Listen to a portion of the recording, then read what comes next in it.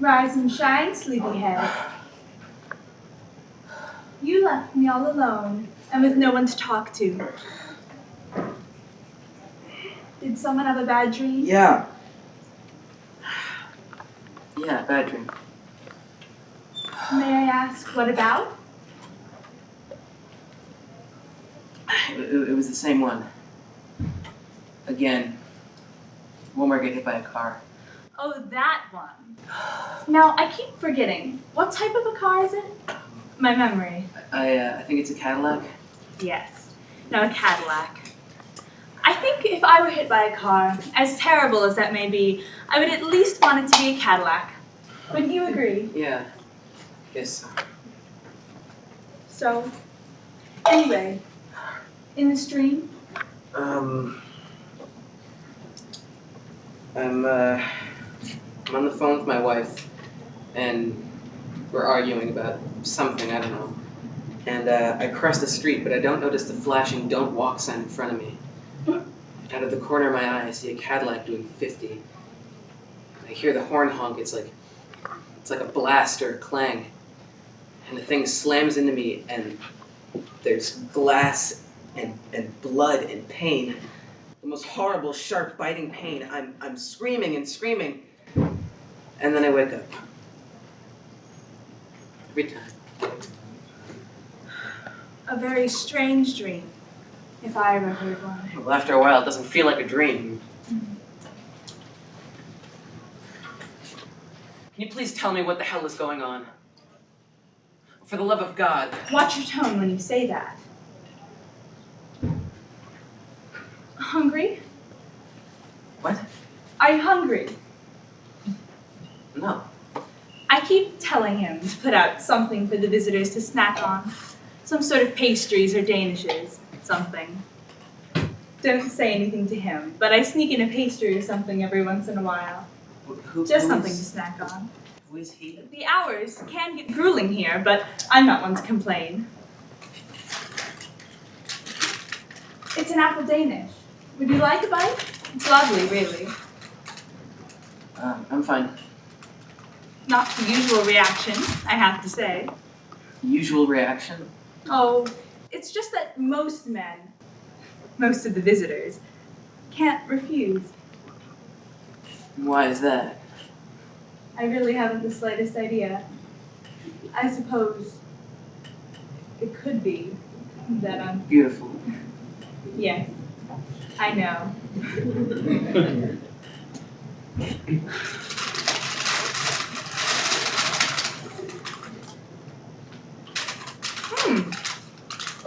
Delicious. Are you absolutely sure you don't want some? Even just a little nibble? I'm fine. Well, all right. But if you want, don't be afraid to ask. He's delightful. I'll just die if I don't get this recipe. What's going on? Excuse me? What is going on? Well, you're... Waiting. I know, you told me that before, but what am I waiting for? The office could use a paint job, don't you think? Forget it. Maybe I'm just delusional. Don't be so harsh on yourself. People can be so judgmental sometimes. So critical. Disapproving. So cruel. So you mentioned a wife before. Why don't you tell me about her? My wife? Yes, your wife. My wife is... my wife is...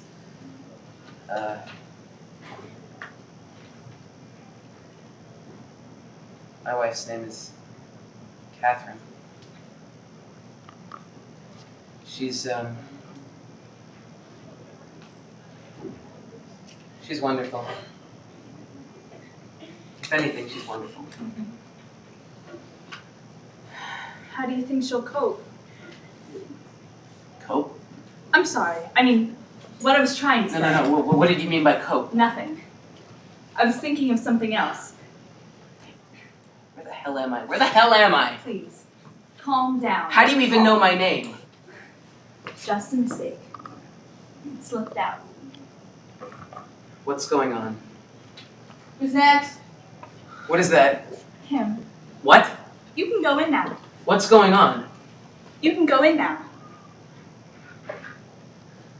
Was that door always there? He's waiting.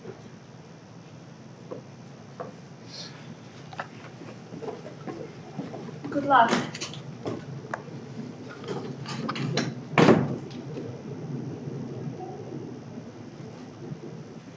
Excuse me.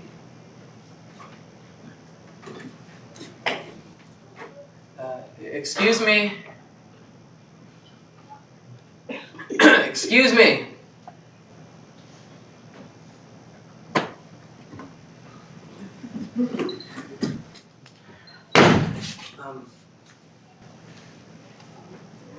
Why don't you just stand there? Take a seat. Oh. Let's see.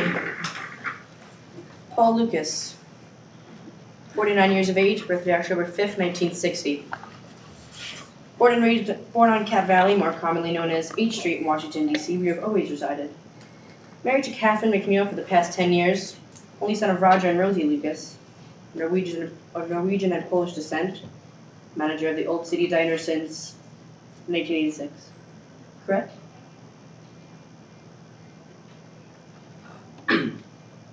Correct. Of course I am. I'm sorry, but I have to ask, what is going on? Paul. She said good luck. I heard her, she said it like, Just sit down. I have the right to know what's going on. Sit down. What? You're not going to get anywhere charging around and yelling at me. Take a seat. What is this anyway? What do you believe in, Paul? Believe in? Oh, come now. It's a simple enough question, is it not? A simple question, yeah, but one that requires a complex answer. What's so complex? Buddhists believe in enlightenment. Scientologists and extraterrestrials. The Aztecs believe in human sacrifice. Wiccans, magic. Christians, the Father, Son, and the Holy Spirit. What do you, Paul Lucas, believe in? Is this some kind of joke? Someone laughing? Who are you? Who am I? You have me here. I don't know where I am, but I'm here, and I'm sitting and listening and talking to you, and you're asking me what I believe in, my religion.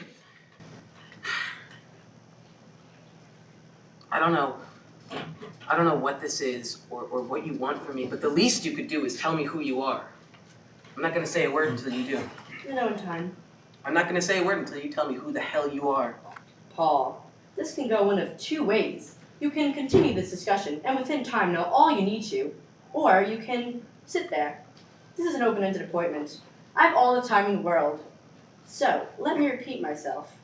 What do you, Paul Lucas, believe in? I'm an atheist. An atheist. So, no divine beings? Nope. No afterlife? Nope. No God? I believe that's the general definition of So atheism. you reject theism? For the love of What God. was that? What? What was that you just said? For the love of God? Yes, that! What about it? Well, only a moment ago you told me you're an atheist. Oh, come on. And yet what you just said contradicts everything you believe in. You know what I meant. On the contrary, I haven't the slightest idea what you meant by taking the Lord's name in vain. It's just a saying. It's not meant that way. What I mean is, I don't know what I mean. Well, I don't know anyone else who would. God. Let's talk about God. God was always cracked up to be someone who helped, someone who supported. But I realized that he wasn't helping and he wasn't supporting. If anything, he dominated. He dominated the lives of those who believed it and trusted it. And he didn't deliver. If God did exist, he wasn't a spirit, he was an institution. Now, I was raised Catholic growing up. Oh, so you were Catholic. When I was growing up, yeah, but so I why didn't... did you cut yourself off from the church? What made you lose faith? Maybe you were just lazy.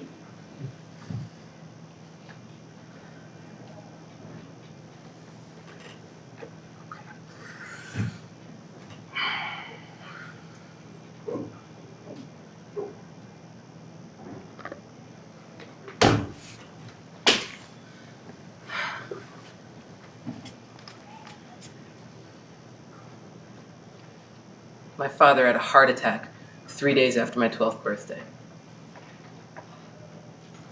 He'd been laid off 2 weeks before, and we'd been struggling ever since. And that was what set everything off. Those 2 weeks, and even before that, he'd just stay up all night. I'd get out of bed to tell him to go to sleep, but he said he didn't want to. Simple as that. No rational excuse. He just didn't want to. I'd go back to bed, and I'd hear him screaming. He'd scream at himself all night, just yelling and putting himself down, telling himself that he was worthless, weak, horrible things. He'd yell, and then my mother would come out of the bedroom crying. And soon he'd start crying, and they'd be crying together, his head cradled in her lap. He'd tell her it would never happen again, but the next night, there he'd be, sitting on that couch and screaming so you could hear him down the block. Like some vicious circle of screams and tears and pain. My father's pain. When he died those 3 days after my birthday, it destroyed my mother. Up until then, we'd been pretty religious, going to church on Sundays, volunteering to decorate during the holidays, prayers before meals. It stopped. We didn't go to church or pray or hang wreaths for a year after that. I think, more than anything, God had let her down. She was crushed, and so was I. But she found her faith again, didn't she? Yeah. The year passed and she was at it again. She would go to church on Sundays nearly every other day during the week. She would put together nativity scenes for Christmas and would arrange the flower bouquets for the Easter Mass, and not a bite of food went into her mouth without a prayer. But me, I couldn't. Dad was still dead. Would I ever see him again?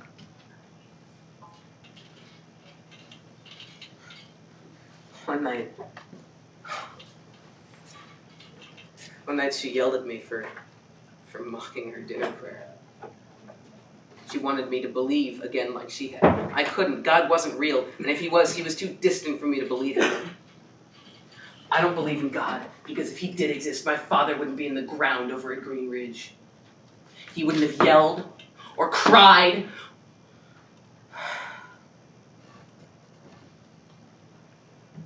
It's not laziness.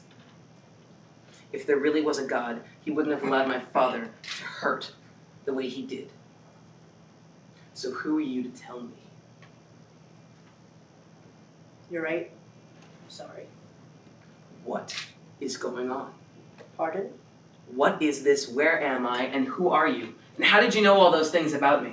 I'd hate to spoil the surprise. I don't know about you, but I'm finding the anticipation delightful. This really is one big joke for you, isn't it? I make a few cracks here and there to lighten up the situation. What situation? I've never been to one, but I know this isn't just some therapy session. There's something wrong about all of this, and I want to know. You sure? Yes. Very well then. Joanna! Yes? Bring me a copy of tomorrow's Washington Post. What? Coming right up. Tomorrow's?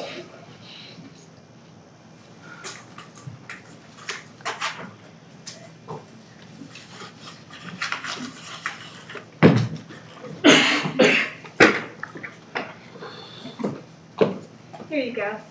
Hi, Paul. Hi. Why do you need the paper? Here it is. Lucas, Paul, 49, February 27, 2009, in the Washington area. Killed by a speeding vehicle while crossing the street at 8:30 last night. Pronounced dead at the GWU Medical Center later that night.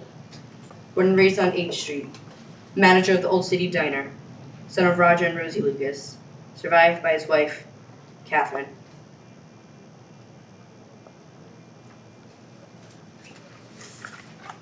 So, he's dead. Terrible. That'll be all, Joanna. I'm sorry for your loss.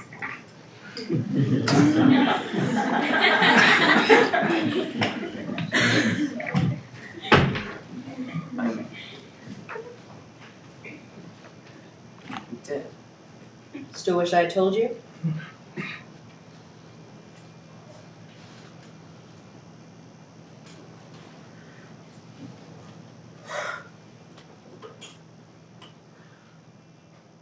I mean, I knew there was something wrong. I knew there was something wrong, but I didn't know it was this.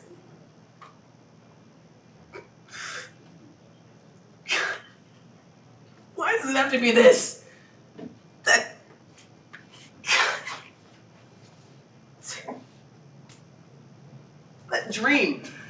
That dream was so real. It was so vivid. I was there. It was so real. How could I not have known?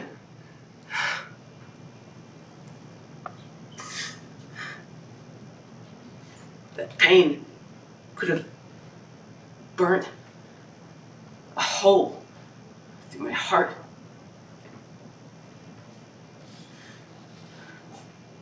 I guess it did. It's very common for what you repeatedly dream there. Wait, so I'm again. dead. And again when they And that move makes forward. you. Yes. That's not possible. That's not possible.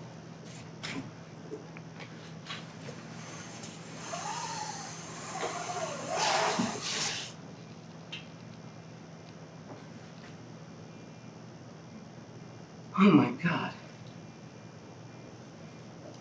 I take it you're surprised? I don't see how this can be happening, and surprised that doesn't even begin to cover it. Well, I can't say I didn't expect this. What? Your reaction. Can't say I wasn't anticipating this. Although yours is actually much more calm than what I usually see in here. What are you talking about? Well, you know. Some scream, some cry, some pinch themselves to wake up. I find that one pretty amusing. There are others who smug and merely suffocate me. I'm not really such a fan of that one. You said no. You said what you usually see in here. Yes, the others like you that come through here. So I'm in heaven? Not exactly. This is more of a one-on-one session.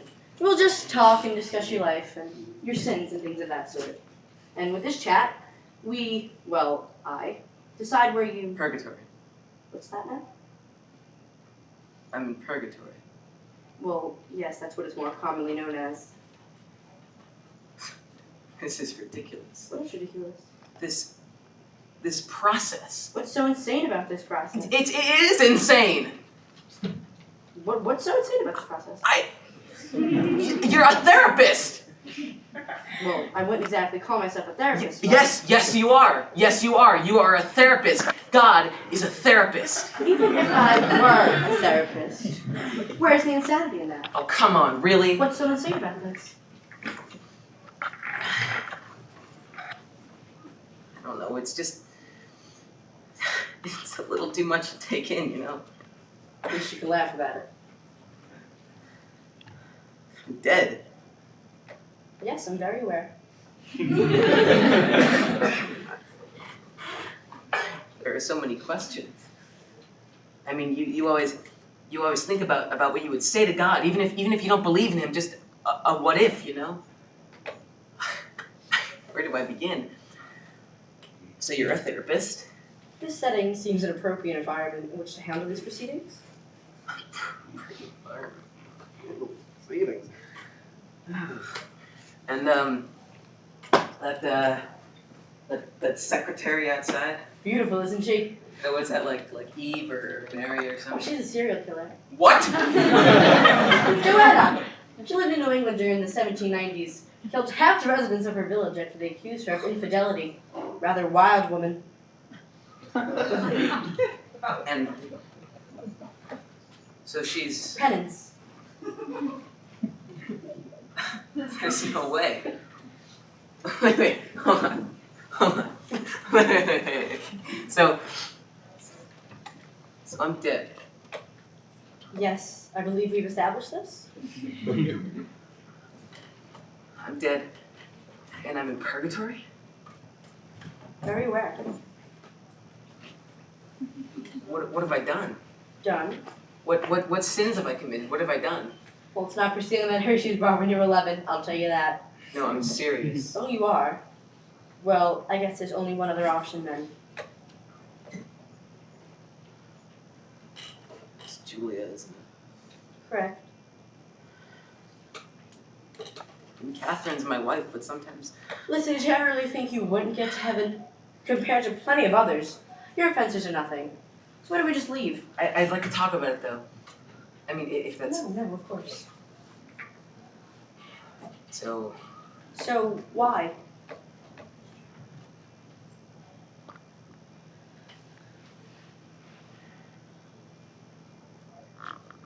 I tried to keep up.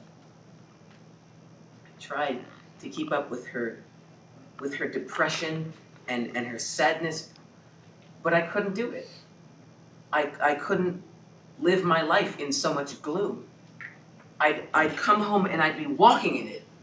There'd be despair painted on the walls. She was not happy, and she never failed to remind me that she hated this life. I mean, she wasn't suicidal or anything. She would have rather lived working it out than not live at all. But that's just it. She never tried to work it out, and soon I was miserable too.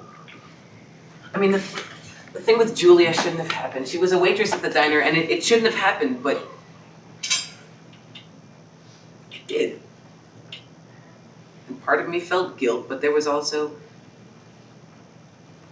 relief. There was some kind of relief. Anyway, things with Catherine began to look up. She just woke up one morning and decided to change her life, and she started seeing a therapist, and things were great, so I broke it off with Julia. She found out. Catherine, I mean, I don't know how, but she found out. And I put myself back into a downward spiral. But I couldn't do it. I couldn't live my life in so much sadness. She was unbearable. And I couldn't take it. I think I've said too much. I don't think you said enough.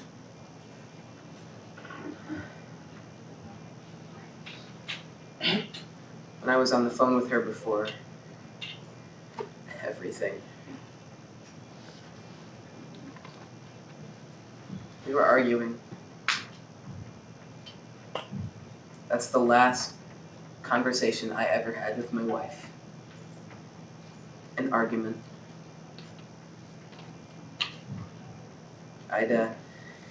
I'd been sleeping on the couch like I had for the past 2 weeks, and I woke up one morning and I noticed a strange envelope sticking out from under her jewelry box. It said Greyhound. It was a ticket to Riverdale in the Bronx. It was where she grew up and where her parents still lived. I looked under the bed, and sure enough, there was a packed suitcase.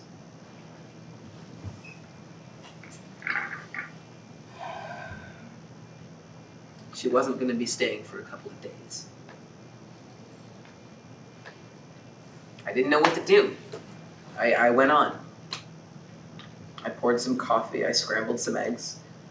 I went to the bank to check on the mortgage. I went to the house to check on the renovations. I still didn't know what to do. Finally, I worked up a plan. The bus came at 7:30. I'd be there at 7 waiting at the station. I put Chris, my head busboy, in charge of the diner, and went there straight at 7. At 7:30, the bus came, and she wasn't there. I waited until 8.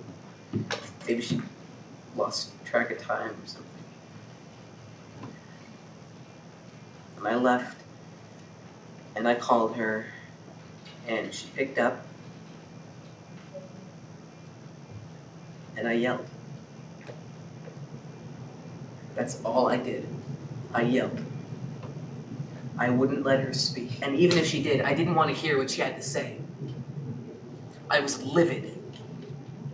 She said, yeah, she'd bought the tickets, but she wasn't going to leave. She told me to come home, that it'd be difficult.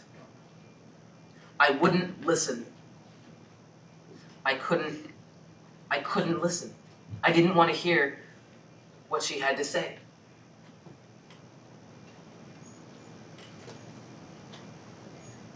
She said we could work it out.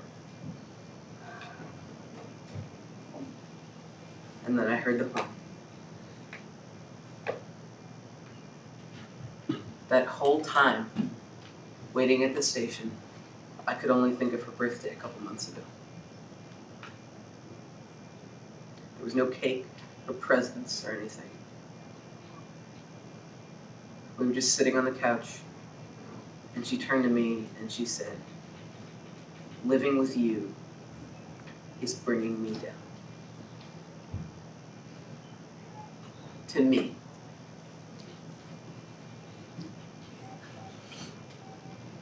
I was bringing her down.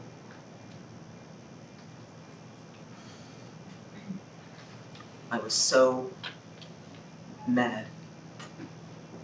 Did you ever try to help your wife? What? Did you ever try to help your wife? Of course I did. I was the one that... How so? I was the one that suggested that she get psychiatric help. All right, but how did you yourself help? Well, I made sure that... I made sure that she was never...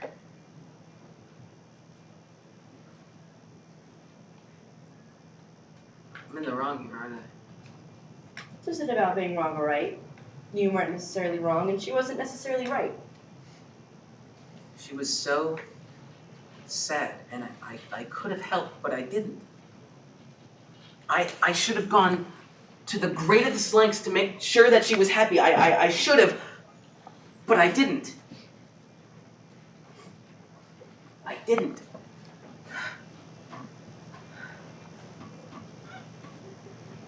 Tell me she's gonna be okay. She'll mourn. She'll grieve. There'll be more sadness, but she'll cope. She'll be just fine, Paul. You're sure? I'm sure. Thank you.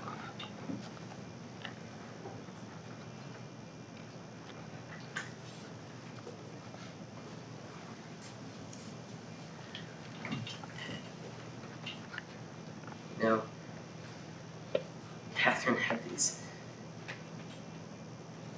green eyes. They were the first thing I noticed when we met. I used to joke that they were the reason why we got married. I mean, it was just a joke. I remember the pain during my death and the blood. I felt like I was fading. But I remember something else. I remember seeing her eyes. Catherine's eyes. And they weren't the ones that I'd seen all too often, the ones that were filled with tears and burning red. They were kind. They were beautiful.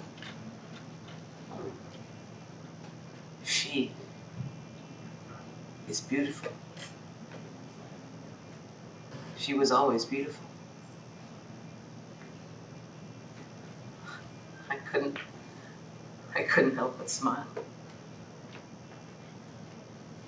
In those last few seconds of my death, the ones that still linger and always will, I thought to myself, even in pain, in agony, in misery, even in death, there's beauty. There's always beauty. Paul, about your father. Yeah, I'm sorry. There are some things even I can't control. I understand. No, but Paul, I understand. I think that for the first time I can see that life is so much bigger than me. Than anyone, really. It's even bigger than you. Where do I go from here? I think you know it, Paul. What's it like? You want me to tell you about heaven? Well, you'll be there in a moment. I want to know. Heaven is, well, it isn't what anyone ever really expects it to be. Wait.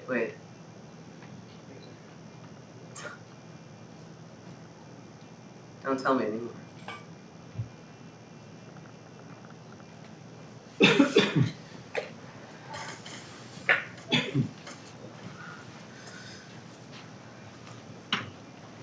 I think I'm ready to find out on my own. Then until we meet again, Paul.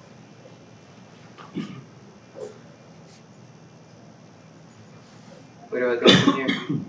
You're there. What, no gates? Can't have it all.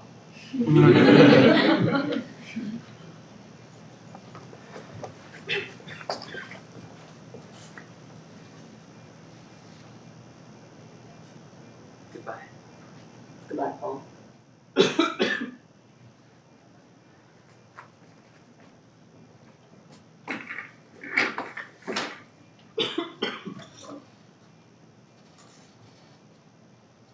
Who's next?